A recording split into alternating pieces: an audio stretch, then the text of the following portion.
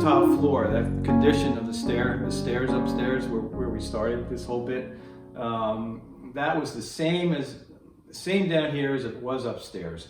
And we've got the first flight of stairs completed with risers and treads. We don't have the balusters fixed up yet. We don't have the handrail fixed up yet. We have that stuff recycled. I don't know if it's going to work or not. We're going to try to make it work. But we've rebuilt the risers and the treads. And here they are. These treads are made out of hickory. And hickory is a very hard wood. It's the hardest American wood. It's harder than white oak. It's harder than red oak. On the what's called the Janka scale. The Janka scale, if you want to know this trivia, is the way they do that is they take a board and basically they drop a steel ball bearing from a certain height and it comes down and it hits the wood and it makes a little dent in the wood. They measure that dent and that they do that across the board for all woods to find out which is the hardest, which makes less of a dent, and that determines where it is on the Janka scale. Hickory is the hardest American wood on that scale. There's woods that are twice as hard as that, most of tropical Brazil, stuff like that, woods. But hickory is still a really good wood, and it's really hard and really strong. So when we ordered these new treads, we ordered the hickory, and we ordered the poplar risers. This is poplar. Poplar has kind of like a green color to it. Sometimes it has purple in it too, but this is going to be painted. Poplar is known as a very paintable wood. Usually when we find it in houses, it's painted.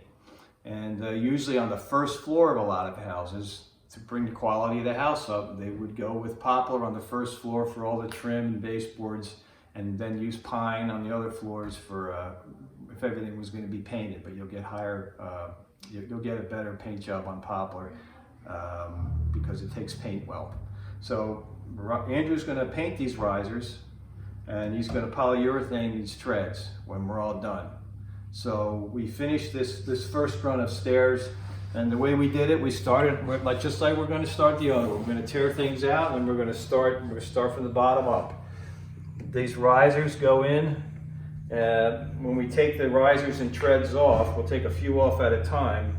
We'll level the treads roughly, and we'll measure up from the floor to find out how high the riser has to be perfectly level. And we'll cut the riser and install it.